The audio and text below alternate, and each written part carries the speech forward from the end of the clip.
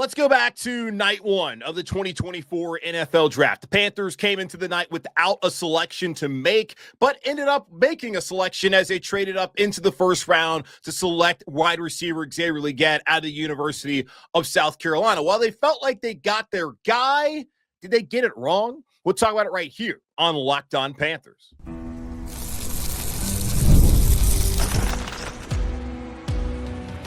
You are Locked On Panthers, your daily Carolina Panthers podcast. Part of the Locked On Podcast Network, your team every day. Welcome into another edition of the Locked On Panthers podcast, the part of the Locked On Podcast Network. I'm your host, as always, Julian Council, talking Carolina Panthers with you every Monday, Tuesday, Wednesday, Thursday, and yes, of course, Friday, your team every day. That's our motto here on the Locked On Podcast Network. Thanks for watching the show here on YouTube and listening wherever you listen to your favorite podcast. Be sure to follow me, Julian Council, over on Twitter at Julian Council. Why? Because tomorrow is Friday and it's the off season, right? And what do I do on Fridays throughout the entirety of the off season? Oh yeah, I answer your weekly Friday mailbag questions. So here's what you got to do. Either at me or DM me over on Twitter at Julian Council to get your questions in for tomorrow's edition of the weekly Friday mailbag right here on Locked On Panthers. And while the Panthers season is over, the NFL season is still going on. And on Thursdays throughout the entirety of the NFL season, our shows are sponsored by our friends over at Prize Picks. Download the app today and use code LOCKEDONNFL to win $50 instantly when you play $5. This week, we have been revisiting all 9 trades the Panthers general manager Dan Morgan has made since taking over the job as a GM over a year ago. And looking back at it a couple days ago, Brian Burns was traded. That was the big move that Dan Morgan made, the first big move he made as GM. Did that turn out to be the right decision for Carolina? I think so. Go back and listen to that show a couple days ago. Yesterday, we went back and looked at the Deontay Johnson trade saga, what led him to Carolina, what led him out of Carolina, and what actually may have been the best thing that came out of that, which is Mike Jackson, the number 2 corner last year, probably this year, and maybe a couple more seasons beyond 2025 as well. They did not get the number 1 wide receiver they were hoping for, but they did get a number 2 corner. And speaking of number 1 wide receivers and whether the Panthers ended up getting one, let's revisit draft night 2024. As we already went over one of the trades, the trade that they made by moving back from 39 with the Rams, who went up there and got Braden Fisk, and how that was an A grade. Let's look back at the other trades that were made on that night. And there's one more trade I want to talk about later on the show. But let's start off on that Thursday evening. Carolina, as we all know, did not have their first round pick. Why? Well, because they gave up everything to get Bryce Young with the number 1 overall pick back in 2023. And that included what ended up being the number 1 overall pick in 2024, belonging to the Chicago Bears. Joke's on the Bears, though, because they did get Caleb Williams, but they also had the same record as Carolina Panthers in 2024. So ha, ha, ha. Even though we still look at it and understand that the Panthers not having the number 1 overall pick, and people constantly saying the Panthers traded away Caleb Williams. No, they didn't give up Caleb Williams. They were going to stick with Bryce Young, whether Caleb Williams was there or not in 2024. They were going to likely do what the Bears did, and that is find a sucker. So I get so frustrated when I listen to imbeciles, absolute idiots out there saying the Panthers gave away Caleb Williams. No, they didn't. They were never taking Caleb Williams, you jackass. But let's focus on what I want to talk about, which is what they decided to do on that Thursday night, knowing they did not have a first-round pick. Dan Morgan has a philosophy that he wants to always have a pick in every single round. There are 7 rounds of the draft. So he wants to pick in the first round, second round, third, fourth, fifth, sixth, blah, blah, blah. 7th, obviously, as you would know. And he didn't have one. But he wasn't really wanting to wait, even though one guy that they love, this country bumpkin from down there to University of South Carolina, they wanted to bring him home, keep him here in the Carolinas, and have him potentially be their number 1 wide receiver. And that man, as we know, was Xavier Legette, who was going to be available, it appeared, at the start of day 2 of the NFL draft at pick 33, where Carolina was sitting there patiently waiting for what likely was going to be a wide receiver, someone who could come in and instantly be an impact in 2024. But they didn't want to wait. until Friday night. They wanted to get that thing done right away, and they saw their guy sitting right there, and Dan Morgan called up his old buddy Brandon Beane up there in Buffalo and said, "Hey, Brandon, you're from the Carolinas, and now you live in just a brutal city that all the people up in Buffalo, they claim to love Buffalo, but they have just decided to leave there and to completely inhabit Charlotte and paint it in wing sauce and blue cheese. But they love Buffalo. So I understand you probably miss home. Xavier Legette from Mullen, South Carolina. He's from down the road here, Columbia at South Carolina. Let's not have him go to one of these cold weather cities and be miserable like you're up there in Buffalo, Brandon. How about you let him stay down home and let us also get him in the first round because we like that fifth-year option, and you guys are pretty good. We need help. So how about, you help me out here? So Brandon Beane decided, okay, yeah, sure. What the hell? We'll do it. So the Carolina Panthers trade away the 33rd overall pick, that first pick there in the second round, plus 101st overall pick in that draft, which was a fifth-round pick, over to Buffalo for number 32, the final pick in the first round, and pick 200, which was a sixth-round pick. And what that ended up being for the Carolina Panthers, of course, in the first round, those Xavier Legette. And then later on in the sixth round, they took Jaden Crumedy, defensive tackle out of Mississippi State.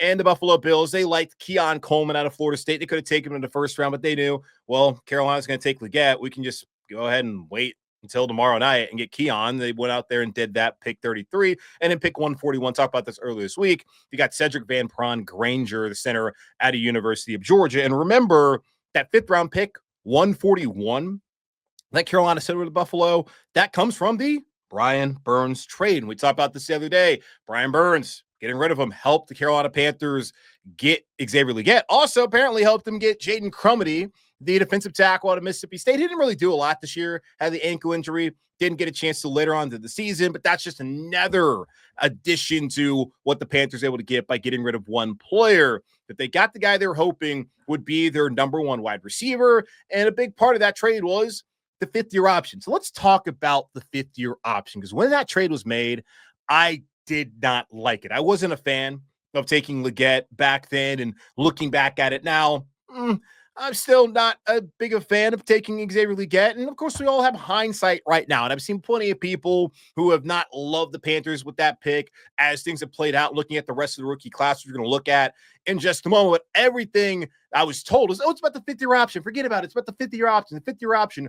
Okay, cool. But is he going to be good enough for the Panthers to exercise the fifth-year option? In recent years, they've been doing that. Looks like they're going to do it with Ike Ekwonu. They did it with J.C. Horn. They did it with Derek Brown. C.J. Henderson wasn't good enough, so they didn't do it for him. They did it with Brian Burns. They've done it with DJ Moore. They've done it with McCaffrey. They've been doing it pretty constantly because Panthers typically nail their first-round picks, but also their first-round picks are typically there in like the top 10, top 15 of the draft. They're not never have drafted anyone with the 32nd overall pick, because that's reserved for, well, usually the team that wins the Super Bowl. Now, Buffalo didn't win the Super Bowl. They traded Kansas City because Kansas City wanted to get up there and get Xavier Worthy, which is just insane that Buffalo would allow that to happen. And it might bite them in the ass in a couple of weeks if they do make it to the AFC title game there at Arrowhead Stadium. We'll see if that's what happens. But still, the fifth-year option, okay, important. You got 3 years to find out where this guy is worth giving him about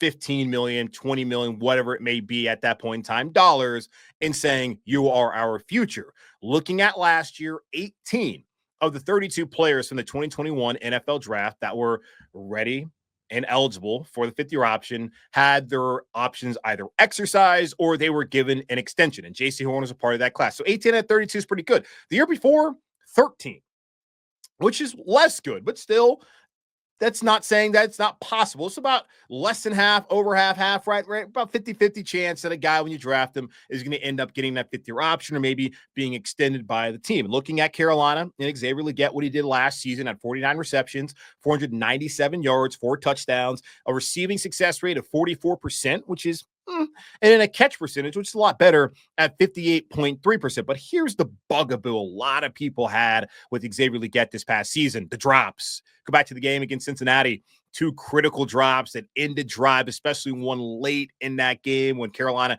got that interception off of Joe Burrow. Just an ill-advised throw, trying to get it to Jamar Chase, picked up by Xavier Woods, but they weren't able to capitalize by getting a touchdown. They settled for a field goal. and that helped them lose that game by 10 points that Sunday afternoon here in Charlotte. There's also drops later on in the season that just, you wonder, like the Philadelphia Eagles game, that catch, if we would have made it, roll in the end zone, untouched touchdown, extra point would have tied the game. Does Carolina win that game? Possibly. Defense also is a complete and total disaster this year, so maybe they don't get a stop. But either way, they should have been up in that game.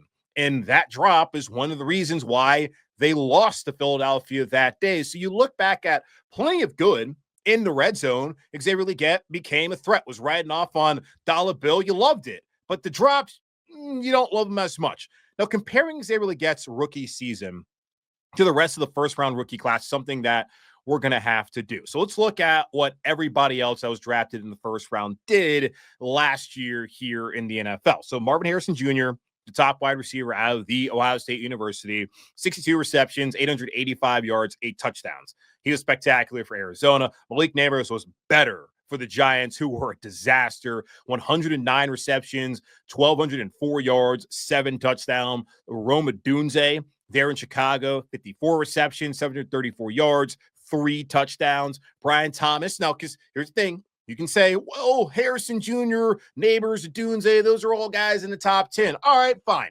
I hear you. Let's move back to guys closer to Legette. Brian Thomas Jr., taken out of also LSU, was drafted in the 20s by the Jacksonville Jaguars. What did he do this past season? 87 receptions, 1,282 yards, 10 touchdowns. Let's go back to Xavier Legette, or Worthy, rather, out of Texas. 59 receptions, 638 yards, 6 touchdowns. And then the guy right above Xavier Legette, drafted 31st overall by the San Francisco 49ers, Ricky Pearsall, 31 receptions, 400 yards, and 3 touchdowns. But here's the kicker with that.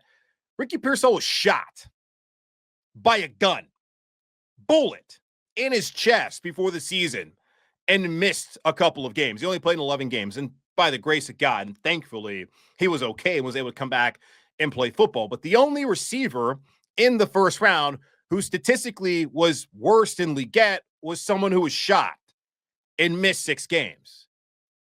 So I'm really not trying to make light of that situation, just pointing out that the other guys were significantly better than Xavier Legette was his rookie year in Carolina. And let's look at some guys that were right there below him, as we always like to see, the Panthers could have had so-and-so. They could have had Keon Coleman. I sat up here and advocated for Keon Coleman. I thought he was excellent at Florida State. He had an injury the second half of the season there in Tallahassee, but I thought he was a key cog to them being 12-0, 13-0, winning the ACC, and then we all know about the snub, but he was great in that game against Clemson that really put Florida State in that position. He had 3 touchdowns in the first night of the season against LSU. That dude is a stud. He's also hilarious in like an actual, like he's a funny dude where like Legette's funny too, but I think people look at him more as like a cartoon character than like just a normal dude who's just a country bumpkin. He's just country as hell. That's really what it is. But Keon Coleman, 29 receptions last year, 556 yards, 4 touchdowns. Still playing. It's not counting playoff stats. And then here's the other one. At 34th overall, Ladd McConkey out of the University of Georgia, 82 receptions, 1,149 yards, 7 touchdowns. And there have been so many Panther fans I've heard from saying, I can't believe we didn't get Ladd McConkey, even though those same people, I didn't hear a peep. I heard plenty of people like, we had Trevor Sikkema from PFF on this show leading up to the draft, and he said Ladd McConkey would be a nice pick for the Panthers. But I didn't hear you keep pounding 88 or whatever on Twitter ever say Ladd McConkey's name until it was October, and you're like, oh man, should have taken Ladd McConkey. Maybe. Hindsight's 2020. That's the great thing about it. Also the worst thing about it. But there was 8 receivers taken in the first 34 picks of the 2024 NFL draft. How many of those can you confidently say right now on January 16th of 2025 that will be better moving forward?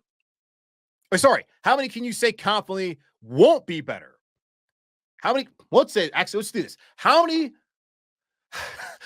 of these guys can you say Xavier Legette, there we go, will confidently be better than moving forward? Marvin Harrison Jr.? No. Malik Nabers? No. Rome Odunze? No. Brian Thomas? Hell no. Worthy? No. Pearsall, maybe. But Keon? Probably, you could say that. We'll see. Lai McConkey? Definitely not. So, 2 guys. One of them was shot. The other one also had some injury issues, and Leon had issues too, but he didn't miss the amount of games that Keon Coleman missed this season. You wanted to get a number 1 receiver in the first round. And when you're drafted in the first round, that's a designation you get. Even though probably was a second-round receiver, was me taken there, he was taken in the 5th round. The Panthers traded up to get that 5th-year option because they felt like he was worth it.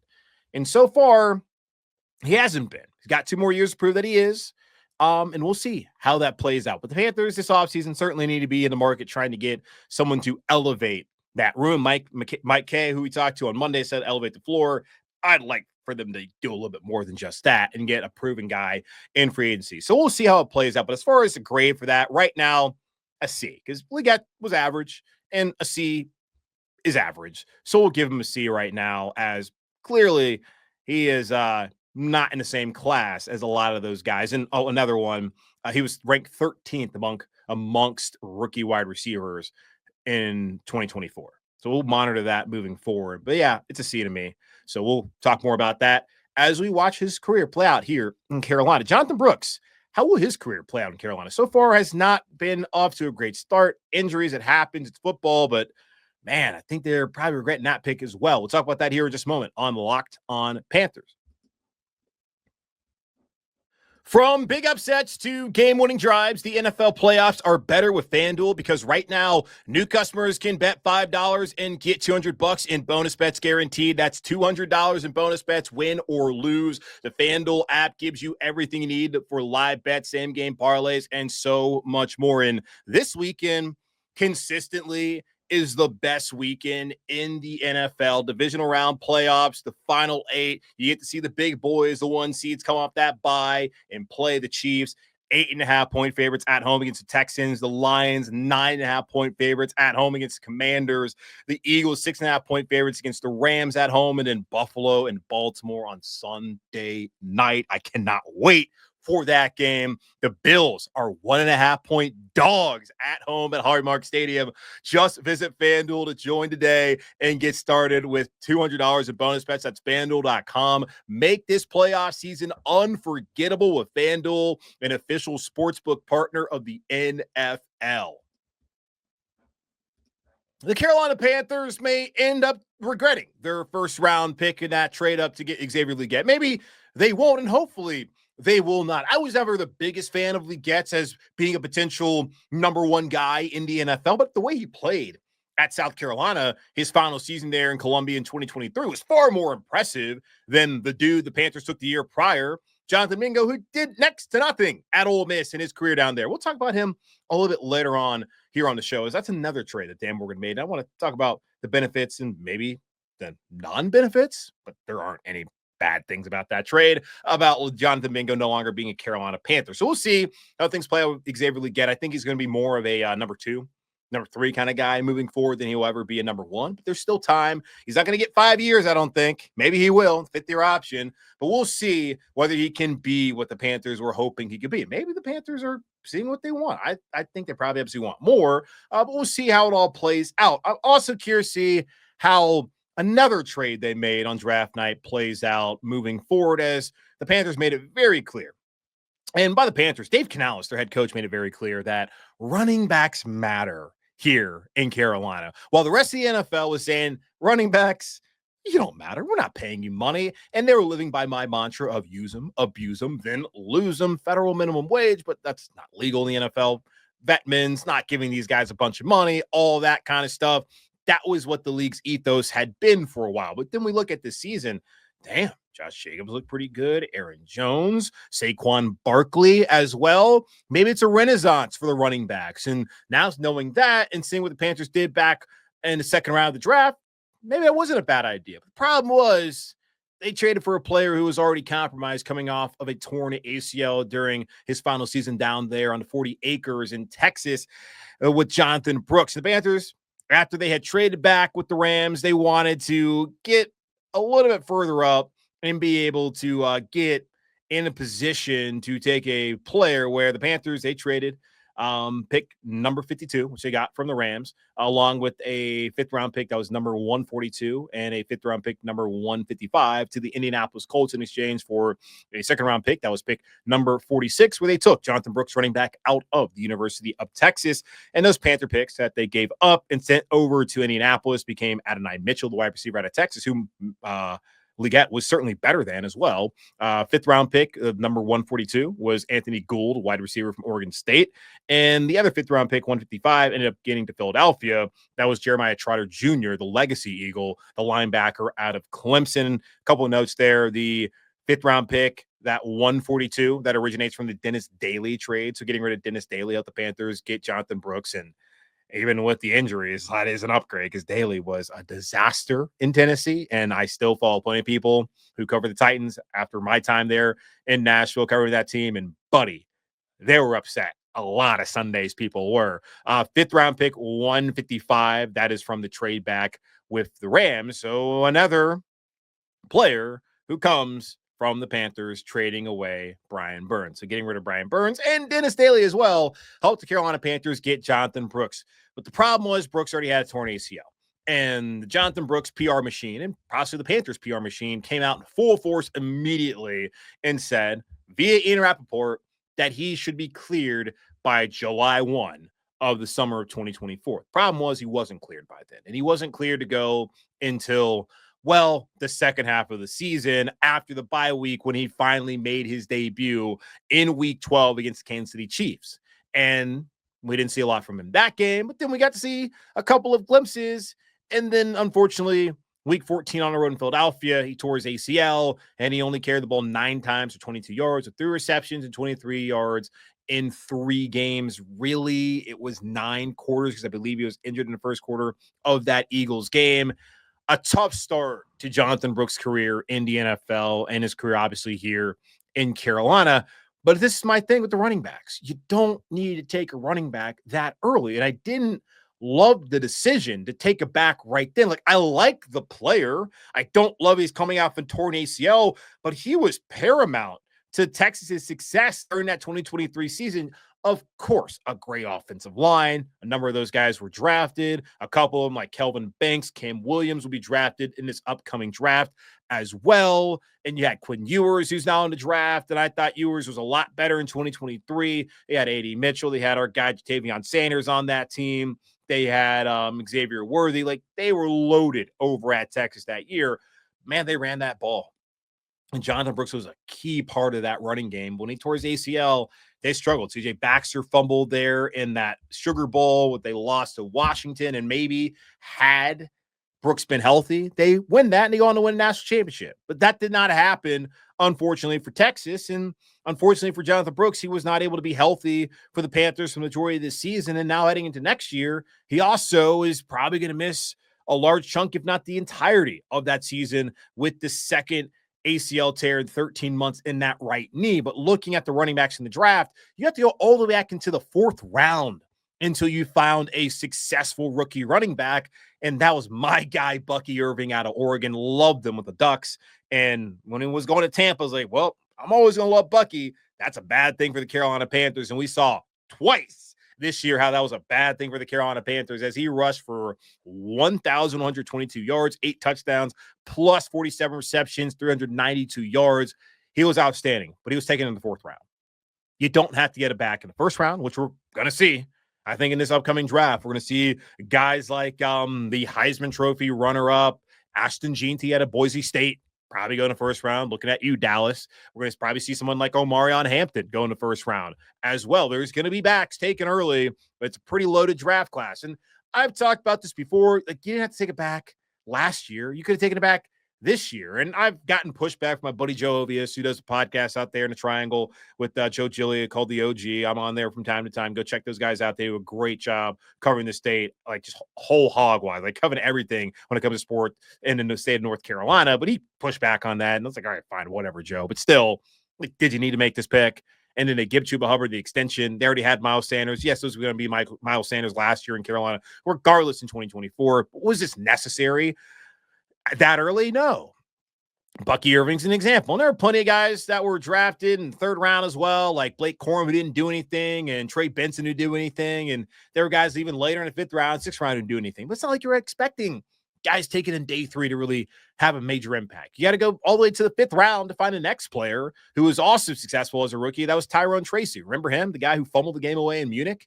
Yeah, well, he went fifth. He won 166 overall there in the fifth round. He had 839 rushing yards, 5 touchdowns, at 38 receptions, 284 yards. Two guys have submitted themselves as the back moving forward for their franchises from this 2024 draft class. It's going to take until 26, maybe 27, realistically, until Jonathon Brooks can do that. It's not his fault. It happens, the injuries, but damn, that right now is a D. Sorry, but I don't see how else you can grade that at this point in time. I hope he gets healthy. I hope he balls out. But right now, it's not been a failure. Still time, but right now it's a D. Well, what about the other trade that they made on that second night of the NFL draft? They traded back and they ended up getting a linebacker, and that linebacker may be able to help them. And there was also another trade that was made a couple months later while we were all hanging out in Munich getting ready for that game against the Giants. That was amazing. We'll talk more about that here in just a moment on Locked On Panthers. Did Rocket Money help you find any subscriptions you forgot about or that you were paying for twice? That definitely happened to me. Unfortunately, I had a few subscriptions that I didn't even realize I was still paying for, and Rocket Money made it so easy to track them all down. It's like having a personal assistant for your finances. Rocket Money is a personal finance app that helps you find and cancel your unwanted subscriptions, monitors your spending, it helps lower your bills so you can grow your savings. It brings everything together in one place, whether it's subscriptions, your spending habits, or even the goals you want to hit this year. Rocket Money has over 5 million users and has saved a total of $500 million in canceled subscriptions, saving members up to $740 a year when using all of the app's premium features. Cancel your unwanted subscriptions and reach your financial goals faster. Rocket Money. Go to rocketmoney.com/lockedon today. That's rocketmoney.com/lockedon. rocketmoney.com/lockedon. We have gone through 7 of the 9 trades that Dan Morgan made in his first year as Carolina Panthers general manager. We've been focusing on the draft night trades going back to the end of April 2024. And there's 2 more I'm going to look at, including one more draft night trade and one more that was made right around the trade deadline that also I want to talk about here as we wrap up this reevaluation, or just this evaluation total of Dan Morgan's trades that he's made so far as Panthers GM. Let's go back to day 2 of the NFL draft for the Carolina Panthers back in 2024. They had already traded back and traded up to get a running back in Jonathon Brooks. They decided, let's trade back again, because the Jets want to come up here and they want to get their receiver to help out Aaron Rodgers and turn things around up there in New York. Joke's on the Jets because they suck and they're never going to be good. The trade details that night, or the Panthers were going to give the New York Jets pick number 65, and the Jets will be giving the Panthers pick number 72. That was right there in the third round. And then a 5th round pick, that was pick number 157. The Jets picks Panthers utilize, that ended up being Trevin Wallace, linebacker out of Kentucky, with pick 72. And then pick 157 became Shaw Smith-Wade, cornerback out of Washington State. The Jets selected with the 65th pick there in the third round, Malachi Corley, wide receiver, Western Kentucky. Corley didn't really do a ton in New York this season, probably because the old man, who's probably headed to an ayahuasca trip after the season, maybe having it right now, some dark room somewhere. He was terrible, and the rookie was not able to benefit. But Trevin Wallace, though, was pretty solid, and Shaw Smith-Wade became a starter. So the Panthers traded back and ended up with 2 starters, and the Jets have not yet ended up with a starting receiver in Malachi Corley, even though I do think that he can be a solid guy for them down the road. Focusing in on Trevin Wallace, though, this may have been the best trade the Panthers made. Actually, no, it was the best trade the Panthers made on that in the 2024 NFL draft, where they were able to trade back, get a starting linebacker, someone that I don't think they expected to play this past season. Shaq Thompson was coming back. Josie Jewell was coming in, had been in Denver for that one season with Gerald Rivera, the best year of his career statistically. Those are going to be your top 2 guys. And Trevin Wallace is going to mix in possibly couple snaps a game, but likely not because NFL linebackers with the low snap total that is played in these games just don't really come off the field. But then Shaq Thompson, unfortunately, tears his Achilles. And the Panthers needed Trevin Wallace, who had shown throughout training camp that he was a pretty good player. And I remember being asked by somebody, I think it was down in New Orleans, or one of these, I get asked by the entire state of Louisiana to come on their radio shows whenever the Panthers play the Saints. So I was on with somebody, and they were asking, what's the player that stood out in training camp? And I was like, well, as far as the rookies go, it was Trevin Wallace because Legette was injured. Brooks wasn't out there. Shaw Smith-Wade wasn't really factoring in just yet. Jadavion Sanders looked okay, but Wallace is the one who really was turning heads. And once he got in there, he started 8 games, had 64 tackles, 2 tackles for loss, and ended up being a pretty solid player for Carolina. He did rank 6th among 7 rookie linebackers, according to PFF. That's Pro Football Focus. The guys that are ranked ahead of him, Edgerrin Cooper for the Packers. He was a second rounder, went 45th overall at A&M. Not really surprised there that he was better than Wallace, quite honestly. Peyton Wilson, someone that we had talked about. Why not get Peyton Wilson? The problem was, does he have any ligaments in his knees? And is that somebody that can be a long-term player? And all the draft night talk was he's a one-contract guy. I was like, okay, well, most of these guys are one-contract guys anyways, but the Panthers, they weren't thinking that way. They wanted to move on and get somebody else, and Peyton Wilson ended up going to Pittsburgh in the 3rd round at 99th overall, and he ended up being better. Omar Spates out of LSU, but really Oregon State. That's where he spent the majority of his career. He went undrafted for the Rams, and he has started, and he's been a really good player for them. Tyrese Knight was in the 4th round, pick 119, and Darius Musso, I don't know, 6th rounder, 184. Those are the guys that were rated ahead of him. The only player that Trevin Wallace is better, according to Pro Football Focus, then at linebacker in his rookie class this season was Maris Leafel out of Notre Dame, playing for the Dallas Cowboys. But I'm not really focused on all that. This guy has come in. He's a starter. Missed the last 4 games because of shoulder injury. They have their starter for next season, and as long as he keeps trending in the way that he was trending before that injury, he's going to be their starter for the entirety of his rookie deal and probably for a couple more years after that, and be the anchor in the middle of this Panthers defense at that linebacker position. So this, to me, right now is a B+. I'm not going to give it an A, not just yet, but a B+. Certainly a good trade that Dan Morgan made to come out with him, and then come out Shaw Smith-Wade. Like, that's 2 guys that you get who ended up being starters for you, will start for you next season. So maybe it is an A or an A- at least. Well, let me just give it a B+, maybe an A-. We'll mull it over. You let me know what you think over on Twitter at Julian Council. One more trade I want to talk about, and this did not occur on draft night. This occurred right before the NFL trade deadline. I had just landed in Munich that morning. I guess it was afternoon at that point in time in Germany, and I was making my way groggy, didn't sleep on the plane at all, was running around, was in Victualian Mart there in Munich, and then I see on my phone, the Carolina Panthers they've traded Jonathan Mingo. Okay, good, because that guy clearly was never going to be a factor here long term, and the Panthers need to try to get anything for him. And, well, what they did was they traded away Mingo and a 7th round pick over to the Dallas Cowboys for a 4th round pick in this upcoming year's draft. And I thought that was fantastic. Now, there's people with a scouting background who saw it as a great move for Dallas. And John Middlecoff, who does a podcast for The Volume, that's Colin Cowherd's podcast network, he's really good. Like, I really think he's a really good dude. He's really, I don't know about good dude. I don't know the guy personally, but I think he's really good at this whole podcasting NFL thing, much better than me, certainly, which you would already know that. But he came out, he talked about how it was great value for the Cowboys because Mingo had been a 2nd round pick the year prior, and they got him for only a 4th round pick, and they only gave him a 7th rounder or whatever. It's like, okay, cool. Like, I understand your logic from like a scouting perspective, but how about we scout what he's done in college, which was nothing, and what he did his rookie year in Carolina, which was also nothing, and what he had been doing in the first couple of weeks in Carolina, which was 12 receptions, 121 yards, which equals nothing. And understand that he did nothing in college, did nothing his rookie year, had done nothing in Carolina. Maybe he can't play. So couldn't play, can't play, as he had 5 receptions for 46 yards, a 31.3 catch percentage in Dallas once he became a Cowboy in those 8 games. He's not good, man. And I don't want to pile on Bingo because it's not his fault that someone in Carolina saw something in him when he did nothing in college. That's the Panthers' fault for ever taking him in the 2nd round. It's not his fault. The Cowboys saw that he was taken in the 2nd round and thought, oh, you know what?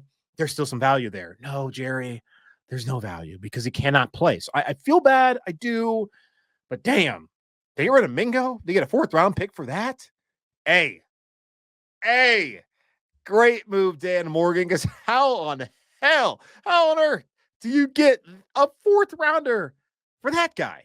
But he did it.